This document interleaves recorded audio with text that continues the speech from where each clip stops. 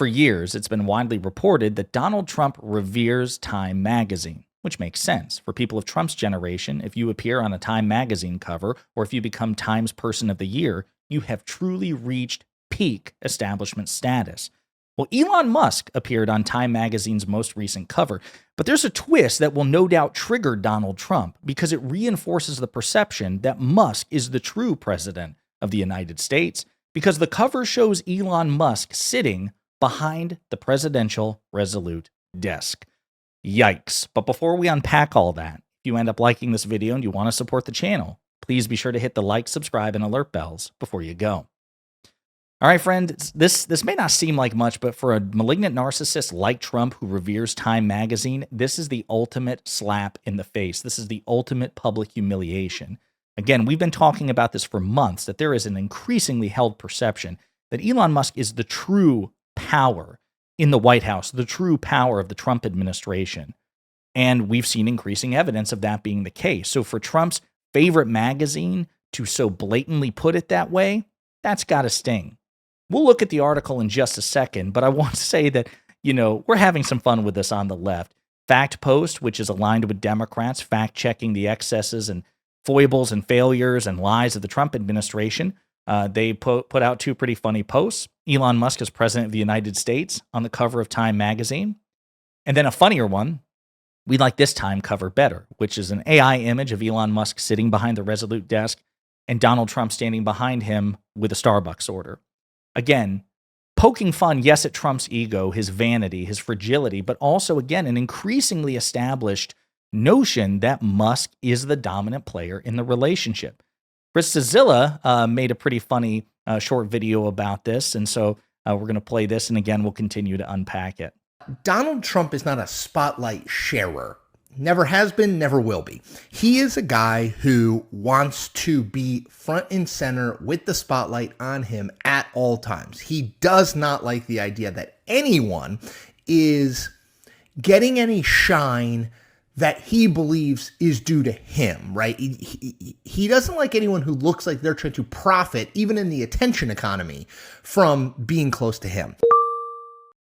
And so as he puts it, he's like putting Elon Musk on the cover of Time magazine is like raving a red cape in front of Donald Trump, right? The idea that, you're bullfighting, right? You are taunting him. You are provoking him into a full-blown reaction. Jonathan Lemire also talking about this.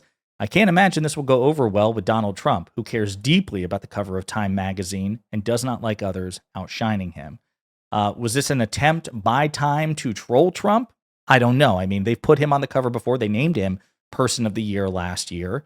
It's entirely possible that this is just a reflection of how they genuinely see things. And the evidence is pretty strong. We're going to read some of this article, given Musk's, recent developments, which we've been covering on this channel. And then again, I'm going to remind you of the evidence, the mounting evidence, the ever-increasing evidence that Musk really is the dominant player in the Trump-Musk relationship.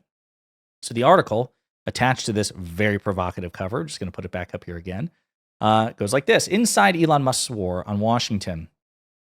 The standoff at 1300 Pennsylvania Avenue was not much of a spectacle. On the first day of February, a handful of men working for Elon Musk had come to the U.S. Agency for International Development, USAID, a few blocks from the White House, demanding full access to its headquarters. The agency's staff refused. No guns were drawn, no punches thrown, nobody involved the police.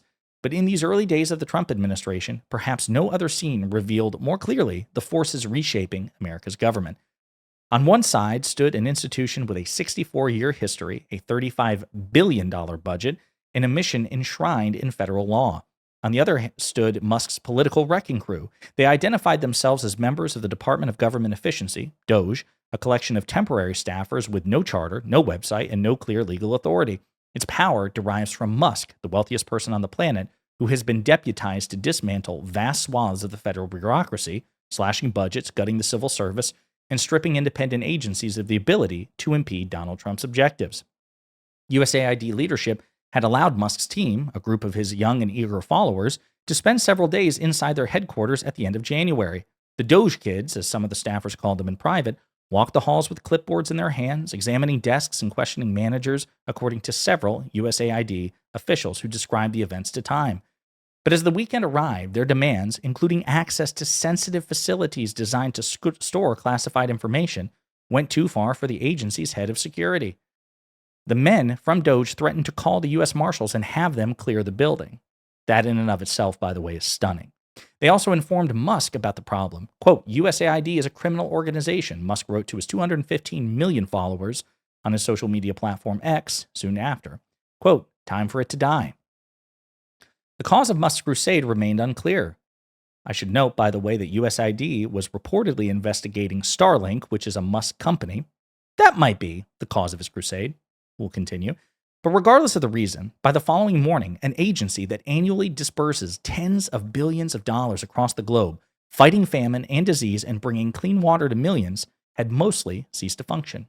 Within a week, nearly all its staff were placed on leave, its offices around the world shut down. Every other government bureau got the message loud and clear. No single private citizen, certainly not one whose wealth and web of businesses are directly subject to the oversight of federal authorities, has wielded such power over the machinery of the U.S. government. So far, Musk appears accountable to no one but Donald Trump, and we'll talk about that because even that is very debatable, who handed his campaign benefactor a sweeping mandate to bring the government in line with his agenda. Doge directed all of Time's comments about its work to the White House, which declined to comment. So the article goes on like this. Here's the thing, though. I mean, obviously a very well-written and very chilling demonstration of Musk's unprecedented power. Think about it. He is technically unappointed. He is certainly unelected, and he is virtually unaccountable. He's the richest man on earth. He has privatized and controls the algorithms of one of the most important social media websites.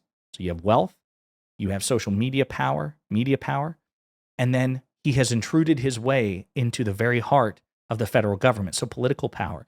Elon Musk is an unprecedented nexus of power, rivaled only, perhaps, by the President of the United States. And even then, we see that's tenuous, right?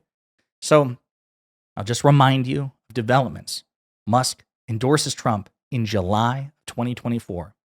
And even though he'd previously promised not to donate or contribute to either campaign because he wants to be neutral, we have since learned from financial disclosures that Musk contributed between $270 and $290 million between July and the election to getting Trump elected. That is a staggering sum.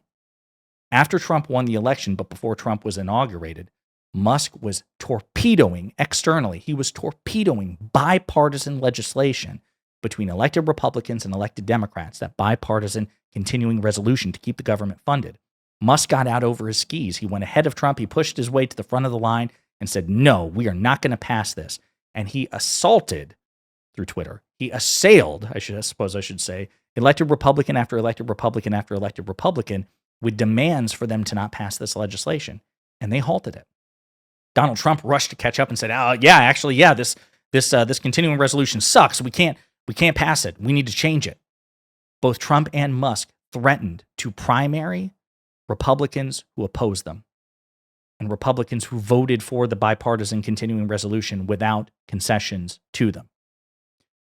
Trump's demand was that the bipartisan continuing resolution include a debt ceiling provision to raise the debt ceiling on President Biden's watch so Trump wouldn't have to expend political capital once he became president to try to raise the debt ceiling and give concessions to Democrats. He basically wanted Democrats to give him a blank check to pass a sweeping tax cut for the rich before he got into office and save him political capital.